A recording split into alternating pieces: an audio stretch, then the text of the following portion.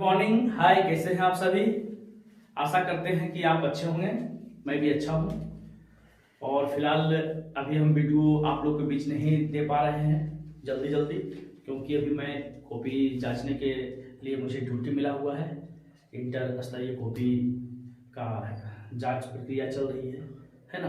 क्योंकि जल्दी अगर कॉपी जाएगा तभी रिजल्ट आएगा आप लोग के लिए। तो चलिए, कोई बात नहीं, फिर भी टाइम निकाल के वीडियो आपके लिए बनाते हैं। और खासकर आप लोग जितने सपोर्ट करते हैं अच्छा लगता है और खुशी होती है कि हमारे विद्यार्थी हमारा पढ़ाया हुआ जो है उसको देखते हैं, पसंद करते हैं, लाइक करते हैं, कमेंट करते हैं। चलिए, बहुत बहुत धन्यवाद। और रही बात कि आप लोग अगर आरटेट रीट का एग्जाम यानी कि राजस्थान शिक्षक की तैयारी कर रहे हैं तो वेलकम टू माय क्लास, है ना। ऐसे एटीजी सुपर 30 नवादा, एटीजी आनंद डिस्कशन ग्रुप सुपर 30 नवादा जो ऑफलाइन क्लास अभी 3 से 5 दे रही है। एक बैच है सीटेट आरटेट, यानी कि जो विद्यार्थी अभी भरे हुए हैं उसके लिए भी। और सीटेट हमारे यहाँ सब दिन चलते रहता है 3 महीना पर, हर 3 महीना का कोर्स है। तो जो भी है विद्यार्थी आ सकते हैं, कोई दिक्कत नहीं है। ऐसा मत सोचिएगा कि फीस ज्यादा लगता है वहाँ तो हम नहीं जाए। ऐसे तो यूट्यूब पर पढ़ा ही रहे हैं और आप लोग पढ़ते भी हैं, तो मुझे बहुत खुशी होती है। और सबसे पहली बात है कि हम आपको बहुत सारे वीडियो दिए हैं, भाग 1, भाग 2, भाग 3 करके। और अंग्रेजी का 2 वीडियो मैंने अपलोड किया था टीचिंग मेथड का, अंग्रेजी टीचिंग मेथड का। आज मैं वैसे चैप्टर के लिए आया हूं जो ये आपको नहीं, यानी कि हर इंसान के लिए जरूरत होती है, हर विद्यार्थी के लिए जरूरत होती है। क्योंकि देखा जाता है कि बच्चे अच्छे से हिंदी नहीं बोल पाते हैं, तो क्या अंग्रेजी बोल पाएंगे? नहीं ना। क्योंकि अंग्रेजी बोलने के लिए आपके पास शुद्ध हिंदी होना बहुत आवश्यक है।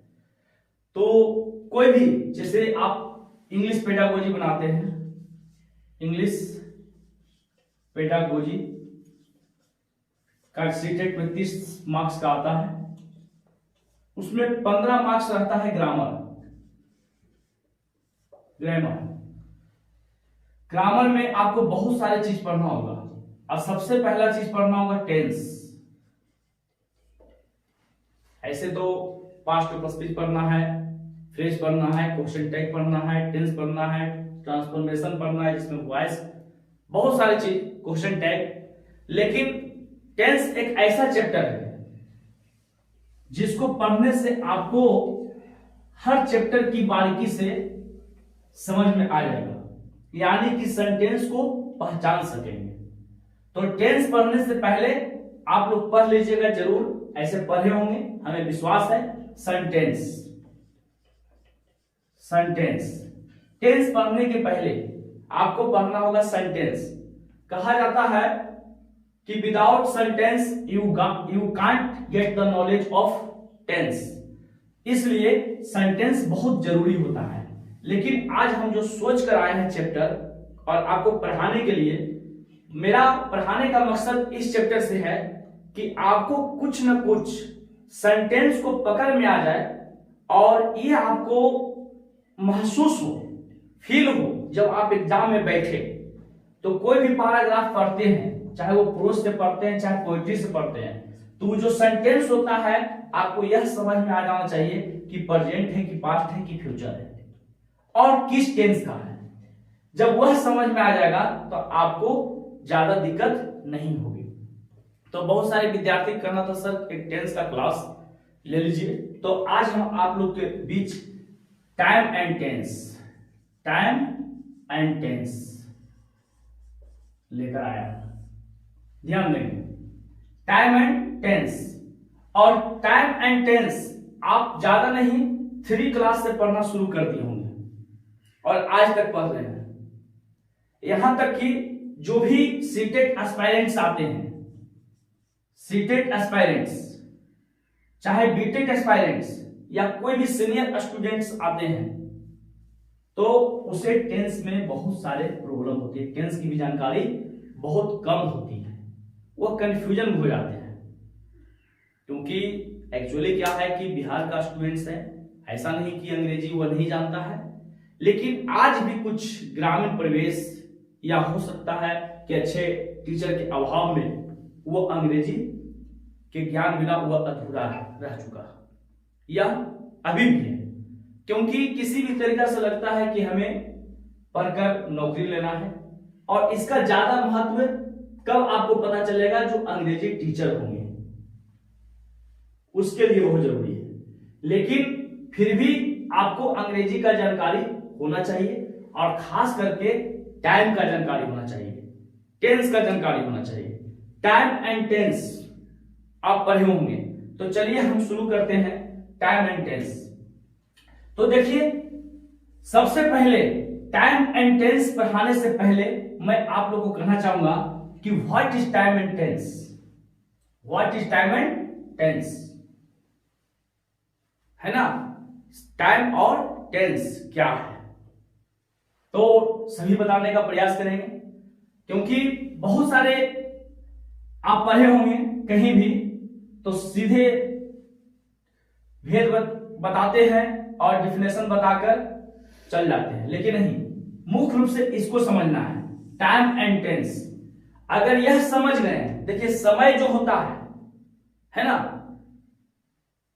तीन तरह का होता है, प्रेजेंट टाइम, ध्यान देंगे टेंस नहीं बता रहे हैं, पास्ट टाइम और फ्यूचर टाइम। ये तीन तरह का टाइम है आपके जीवन में, प्रेजेंट, पास्ट, फ्यूचर।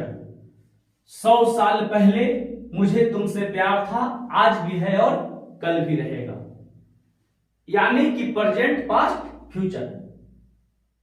100 साल पहले मुझे तुमसे प्यार था, आज भी है और कल भी रहेगा। आप लोग को बच्चे के क्लास में बताया जाता था, जिस समय आप बच्चे होंगे, कि है हूं है, है हूं है, है हूं है, प्रेजेंट जानो, था, थे, थी, पास्ट, गा, गे, गी, फ्यूचर मानो।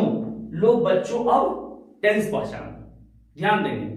तो टाइम सबसे बड़ा चीज है कि प्रेजेंट, पास्ट, फ्यूचर, ये तीन तरह का टाइम होता है। तो अब यहां पर tense, both are not equal, ऐसे कहा जाता है कि तीनों बराबर है, दोनों बराबर है, लेकिन यहां पर नॉट इक्वल, टाइम अलग है, टेंस अलग है। तो अगर हम परिभाषा जान जाएंगे कि टाइम एंड टेंस किसे कहते हैं, तो क्लियर हो जाएगा। ध्यान देंगे परिभाषा,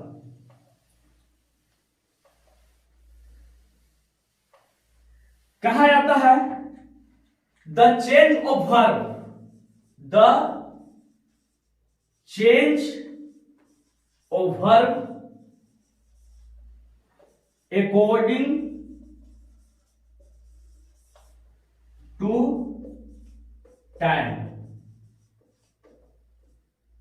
is called time and tense। ध्यान देंगे, देखिए परिभाषा अगर मालूम हो गया तो टेंस समझ में आ जाएगा, परिभाषा अगर मालूम नहीं है तो टेंस समझ में नहीं आएगा। क्योंकि टाइम एंड टेंस अगर यह सिर्फ समझा ना, आप लोग समझ गए हैं, तो समझिए कि आपका आधा टेंस खत्म। कहा जाता है ऐसे भी, नाधा तो आधा, आधा तो पूरा। अगर आप पढ़ने के लिए शुरुआत किए हैं तो समझिए आधा हो गया, जब आधा गए तो पूरा हो जाएगा। तो द चेंज ऑफ वर्ब, देखिए अब यहां पर वर्ब आ गया, तो ग्रामर में वर्ब की भी जानकारी होना बहुत जरूरी होता है, क्योंकि वर्ब की अगर जानकारी नहीं होगा तो दिक्कत है ना। इसीलिए ग्रामर में A to Z, यानी कि जो जो चैप्टर है, कुछ ना कुछ, जैसे इसमें पर्सन की भी जानकारी आपको रखना होगा, नंबर की भी जानकारी रखना होगा, क्योंकि first person, second person, third person, number भी आपको जानकारी रखना होगा। माने हर चीज टेंस से रिलेटेड होता है। और सबसे बड़ी खासियत है कि सेंटेंस की भी जानकारी रखना होगा। क्योंकि सेंटेंस में ही पता चलता है कि कौन निगेटिव सेंटेंस है, कौन पॉजिटिव सेंटेंस है, और सही सेंटेंस में कौन दे रहा है, यानी कि सेंस पॉजिटिव का पूरा दे रहा है या नहीं, निगेटिव का पूरा दे रहा है या नहीं। टेंस से पहले ये सब चैप्टर आपको पढ़ना अति आवश्यक है, तभी समझ में आएगा, नहीं तो नहीं आएगा। तो change of verb according to time is called time and tense, यानी कि द चेंज ऑफ वर्ब, क्रिया जो चेंज होती है किसके अनुसार, समय के अनुसार, यानी क्रिया को हम चेंज करते हैं किसके अनुसार, समय के अनुसार, उसी को हम टाइम एंड टेंस कहते हैं। तो देखिए जैसे टेंस 3 प्रकार के पढ़े हैं, प्रेजेंट टेंस, दूसरा पास्ट टेंस और तीसरा फ्यूचर टेंस। अब देखिए present time, past time, future time, present tense, past time, time और फ्यूचर टाइम, यानी कि काल और क्रिया एकदम साथ साथ चलती है, यानी कि समय जो होता है, यानी कि वर्ब यानी क्रिया जो चेंज होता है समय के अनुसार, उसी को क्या कहते हैं, टाइम एंड टेंस कहते हैं। तो यहां तक आप समझ गए हैं। अब देखिए प्रेजेंट टेंस की पहचान, पास्ट टेंस की पहचान, फ्यूचर टेंस की पहचान।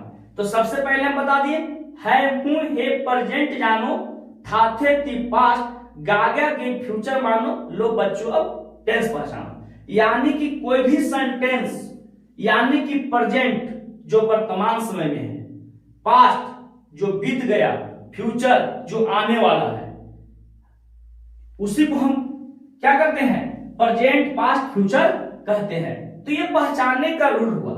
प्रेजेंट टेंस पहचानना है कैसे, यानी कि जो वर्तमान समय में काम हो रही है। पास्ट टेंस कैसे पहचानेंगे, जो बीत गया, और फ्यूचर टेंस कैसे पहचानेंगे, यानी कि जो आने वाला समय में होगा। तो प्रेजेंट, पास्ट, फ्यूचर, टाइम भी उसी पहचानना है। तो देखिए आगे,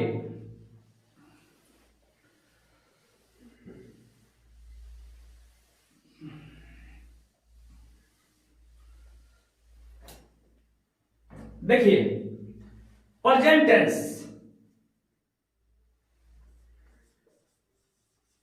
प्रेजेंट टेंस। अब देखिए प्रत्येक टेंस का 4 भेद होते हैं, प्रत्येक टेंस का 4 भेद होते हैं, जैसे प्रेजेंट टेंस का, पास्ट टेंस का, फ्यूचर टेंस का। तो प्रेजेंट टेंस के 4 भेद कौन कौन, ध्यान देंगे।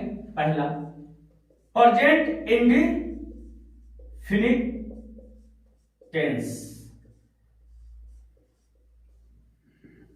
समझ गए। दूसरा हुआ प्रेजेंट कंटिन्यूअस टेंस, और तीसरा हुआ प्रेजेंट परफेक्ट टेंस, और चौथा हुआ प्रेजेंट परफेक्ट कंटिन्यूअस टेंस।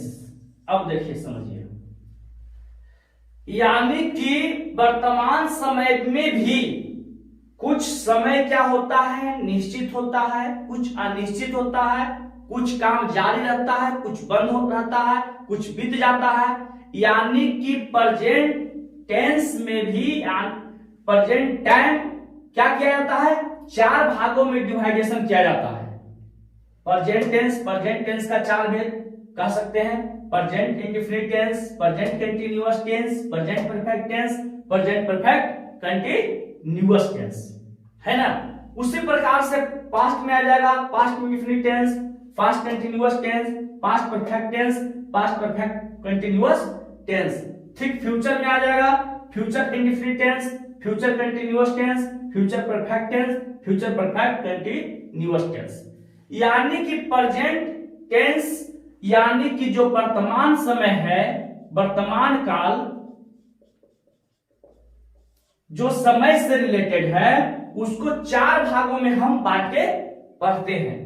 तो पहला प्रेजेंट इंडेफिनिट टेंस, अब बताइए प्रेजेंट इंडेफिनिट टेंस है ना, इसकी पहचानने का नियम क्या है ना। इंडेफिनिट मतलब अनिश्चित, जिसका निश्चित समय नहीं हो, यानी अनिश्चित काल।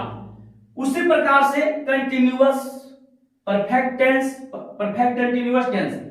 तो इसकी पहचानने का नियम, फिर इसकी पहचानने का नियम, फिर इसकी पहचानने का नियम, फिर बनाने का नियम।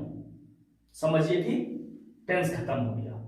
लेकिन यह हुआ बेस। अगर हम इसकी पहला देखें, पहचानने का नियम, पहचान का नियम पहला, दूसरा बनाने का नियम,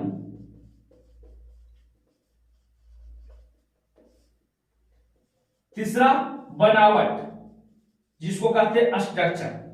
बस चौथा एग्जाम्पल जान लिए। तो यह ओनली फॉर हुआ बेस।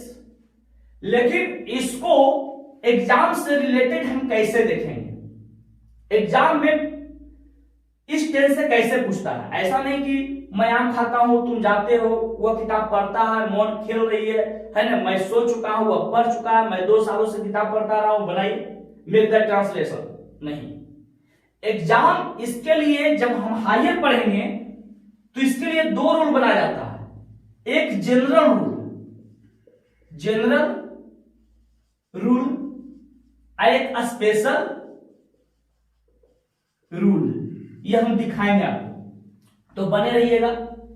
आपको अगर मन लग रहा होगा तो, नहीं मन लग रहा होगा तो कोई बात नहीं। कोशिश तो मेरा रही रहता है कि आप लोग हमेशा मन से पढ़ें, और मैं जहां तक कोशिश करता हूं कि कहीं ना कहीं हम अच्छा ही आपको दें, क्योंकि हम लगातार कोशिश करते आ रहे हैं कि जो चीज हम पढ़े हैं, यानी कि जितने हमारे समय में समस्या से हम उलझे हैं, बस वह समस्या आपके पास हम नहीं आने दें। आपको हर चीज बारीकी से दिखाने का हम प्रयास करेंगे ताकि आपको समझ में आ जाए। तो प्रेजेंट टेंस का पहचानने का नियम, आइडेंटिफिकेशन ऑफ प्रेजेंट टेंस, इसको हम पहचानेंगे कैसे। तो कहा जाता है कि जिस हिंदी वाक्य क्रिया के अंत में ता है, ती है, तो है, आदि लगा रहे, बस तो समझना चाहिए कि यह वाक्य प्रेजेंट इंडेफिनिट टेंस का है। प्रेजेंट इंडेफिनिट कर लीजिए, प्रेजेंट टेंस में प्रेजेंट इंडेफिनिट टेंस है ना। यानी कि इसका आइडेंटिफिकेशन जो होता है कि जिस हिंदी वाक्य की क्रिया के अंत में ता है, ती है, तो है, आदि लगा रहे, तो समझना चाहिए कि प्रेजेंट इंडेफिनिट टेंस का है। कोई दिक्कत? जैसे सीता खाना बनाती है, बनाती है। राम किताब पढ़ता है, तो देखिए तीता लगा हुआ है, मैं किताब पढ़ता हूं,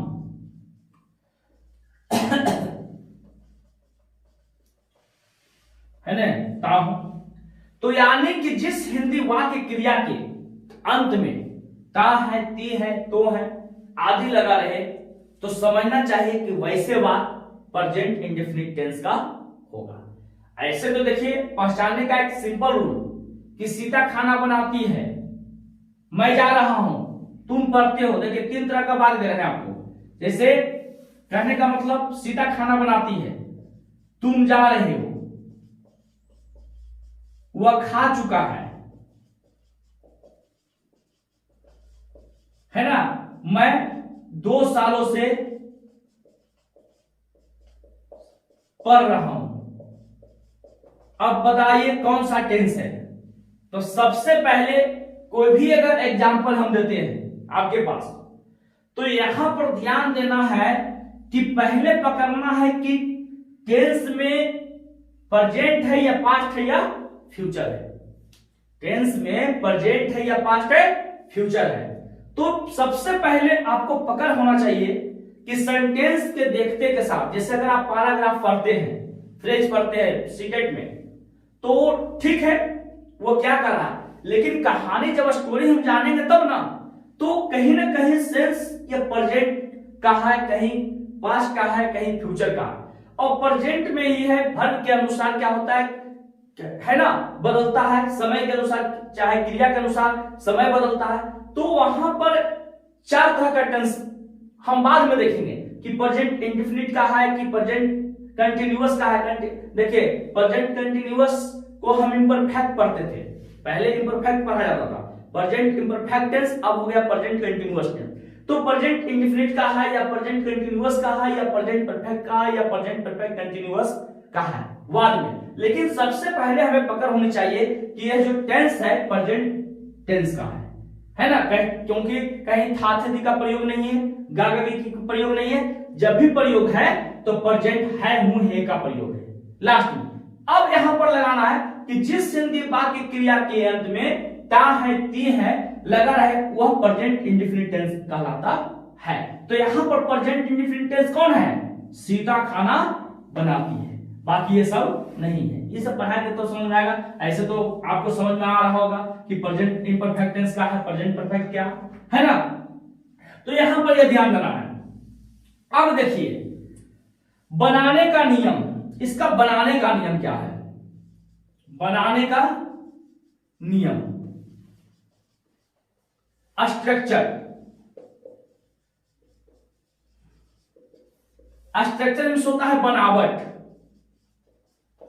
इसका फॉर्मूला क्या है, हम कैसे बनाएंगे, तो इसका फॉर्मूला है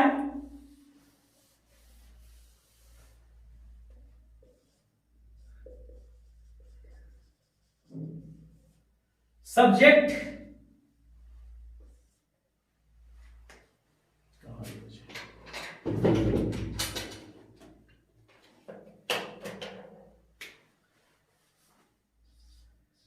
subject plus V1 V5 plus object. यही क्या सही है, सही है बताइए।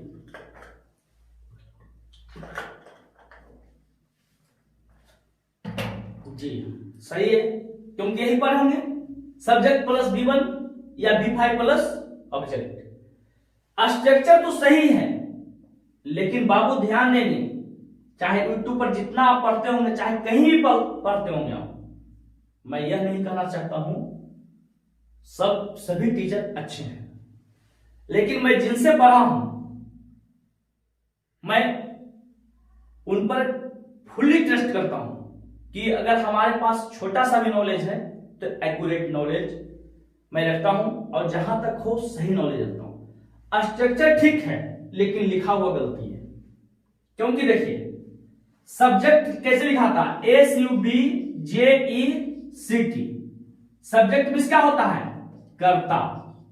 अब यहां पर हम शॉर्ट फॉर्म लिखे हैं तो यहां पर बिंदु होगा, तब हो गया subject plus V1 verb, verb मतलब क्रिया, ध्यान देंगे। अब यहां पर ऑब्जेक्ट, ऑब्जेक्ट मतलब कर्म, वो है ना, कर्म मतलब काम, तो यहां पर भी एक बिंदु होगा और एक फुल स्टॉप। तो क्या बना, ये स्ट्रक्चर बना, रूल बना, यही नियम बना, इसी पर आपका टेंस बनेगा। समझ गया ना, कहीं कहीं भी आप देखिएगा तो कम से कम राइटिंग लिखा हुआ, ऐसा नहीं कि बोल रहे हैं, चलिए बोलने में हेस्टेक हो सकता है, मिसटर्म हो सकता है, लेकिन आपको लिखने के लिए कम से कम आना चाहिए कि कहां पर अगर शॉर्ट फॉर्म लगा रहे तो क्या करना चाहिए। तो सब्जेक्ट प्लस V1 या V5 प्लस ऑब्जेक्ट।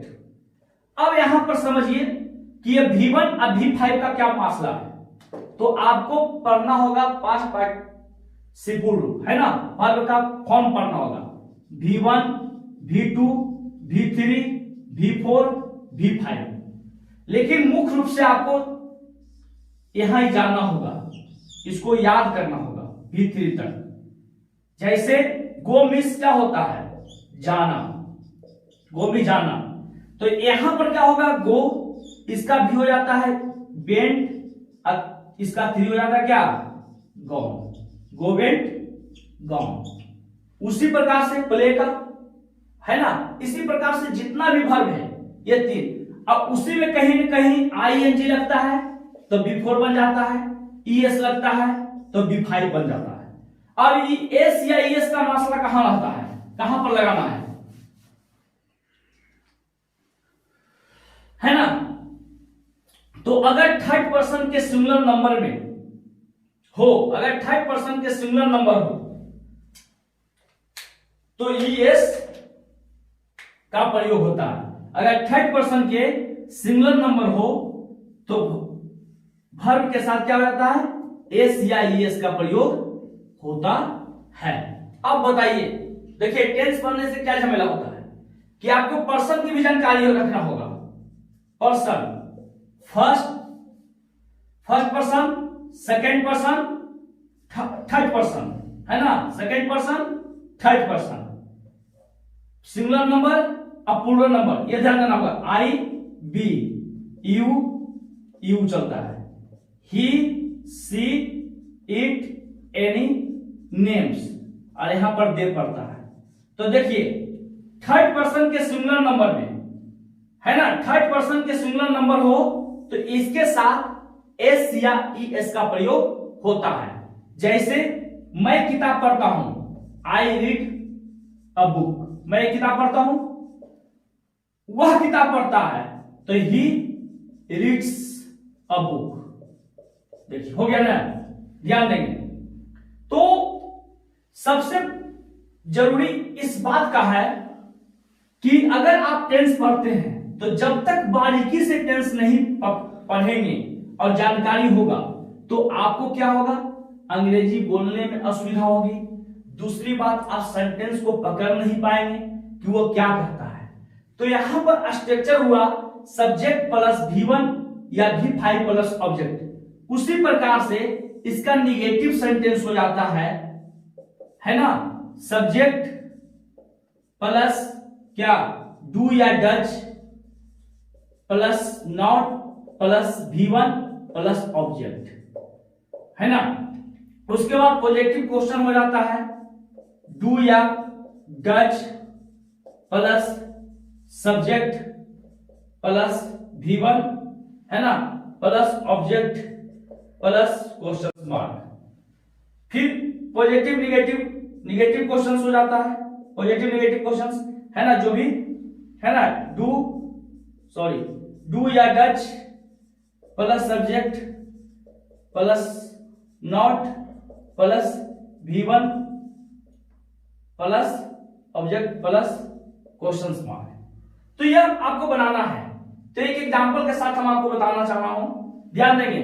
स्ट्रक्चर क्या हुआ बनाने का नियम, यानी कि प्रेजेंट इंडेफिनिट टेंस में पहचानने का नियम हुआ कि ता है, ती है, ते है आदि लगा रहे तो प्रेजेंट इंडेफिनिट टेंस है ना कहलाता है। यानी कि यह पहचानने का आइडेंटिफिकेशन बनाने का नियम हुआ कि सब्जेक्ट बात के को सबसे पहले सब्जेक्ट देंगे, उसके बाद वर्ब देंगे, उसके बाद क्रिया देंगे। सबसे पहले सेंटेंस जब भी बनाइएगा, जब भी समझिएगा तो पहले हम क्या करेंगे, कर्ता देंगे, है ना, सब्जेक्ट देंगे, उसके बाद वर्ब देंगे, उसके बाद क्रिया देंगे। यानी कि सब्जेक्ट प्लस V1 या ऑब्लिक V5 प्लस ऑब्जेक्ट। इसका नेगेटिव सेंटेंस हो गया सब्जेक्ट प्लस डू या oblique does plus not plus V1 plus object. उसी प्रकार से पॉजिटिव हो गया। अब हम एक एग्जांपल लेते हैं, है ना। एग्जांपल क्या लेते हैं, ध्यान देंगे।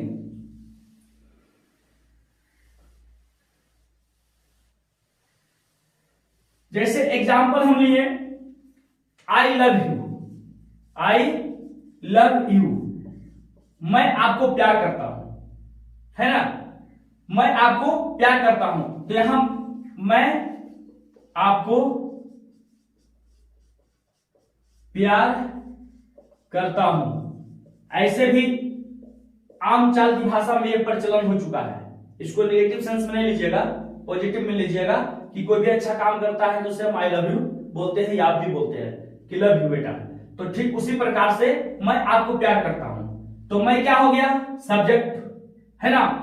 आपको मतलब आपको यू है ना, प्यार करता हूं यानी कि प्यार क्या हुआ, वर्ब लव है ना। यू हो गया ऑब्जेक्ट, आई हो गया सब्जेक्ट। इसको सजाना है, कैसे सजाना है, यानी कि आपको पहले सब्जेक्ट देना है आई, उसके बाद क्रिया देना है ना। उसके बाद आपको क्या करना है, क्रिया देना है यानी कि वर्ब देना है।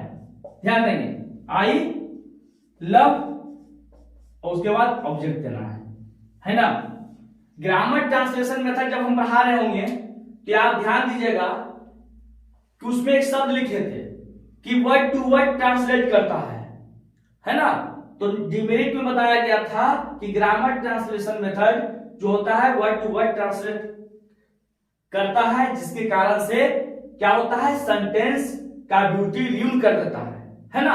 जैसे मान लिया मैं प्यार आपको करता हूं, आप ध्यान देंगे। चलिए वहां ग्रामर ट्रांसलेशन मेथड में उसका मेरिट में था कि बच्चों को ग्रामर ट्रांसलेशन मेथड जब भी सिखाते हैं तो वर्ड टू वर्ड हिंदी करते हैं। तो उसका डिमेरिट में कोई बताया कि अगर हम ग्रामर ट्रांसलेशन मेथड पढ़ाते हैं तो बच्चों को जो भी सेंटेंस देते हैं, सेंटेंस की ब्यूटी को क्या करता है, रूल कर देता है। ठीक दिमाग वहां ले जा रहे हैं आपको।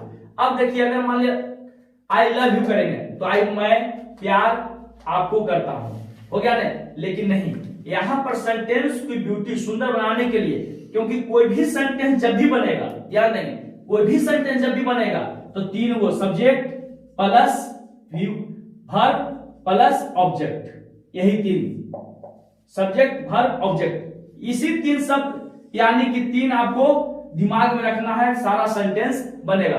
अब वर्ब क्या होता है, समयानुसार है ना, टेंस के अनुसार, आपको काल के अनुसार, समय के अनुसार परिवर्तन होते रहेगा। V1 हो जाएगा, V2 हो जाएगा, V3 हो जाएगा, V4 हो जाएगा, V5 हो जाएगा, बस यही चेंज होगा और कुछ नहीं होगा। सेंटेंस वही रहेगा जो आप पढ़ते आ रहे हैं। तो यहां पर आपने यह देखा है ना। तो इस हिसाब से हमें लगता है कि आपको प्रेजेंट इंडेफिनिट टेंस समझ में आ गया होगा। इससे ज्यादा आपको कुछ नहीं है। जैसे तुम लोग हल्ला करते हो, बनाइए आप लोग तुम लोग हल्ला करते हो तो क्या बनेगा, देखो जैसे देखिए तुम लोग हल्ला करते हो, हल्ला करते हो, क्या बनेगा जी बताइए आप लोग सभी, है ना, कॉपी पर नोट करें। तो तुम लोग का यू, आप लोग, मैं लोग, है ना, डायरेक्ट यू हो जाएगा। देखिए हिंदी में बहुत सारे चीज है, आप हम बड़ों को क्या बोलते हैं आप, छोटों क्या बोलते हैं तुम, लेकिन अंग्रेजी में सिर्फ एक शब्द चलता है यू।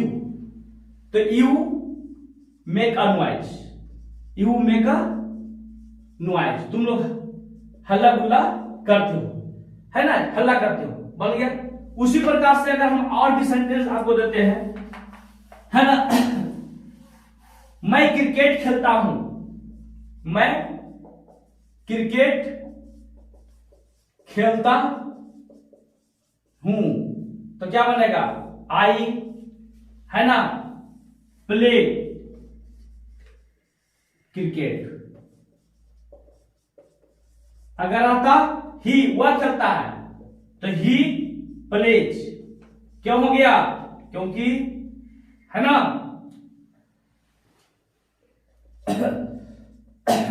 क्यों हो गया, अगर थर्ड पर्सन के सिंगुलर नंबर में हो तो वर्ब के साथ क्या लग जाता है, एस या ईएस लग जाता है। तो यहां पर ध्यान देंगे। तो बहुत अच्छा लगा कि आपको समझ में आ गया होगा। अब हम आगे की ओर चलेंगे, जबकि अगर आप थोड़ी सी ध्यान देंगे तो आपको स्पेशल रूल हम तुरंत पढ़ाएंगे इस क्लास के बाद कि प्रेजेंट इंडेफिनिट का स्पेशल रूल क्या होता है। धन्यवाद।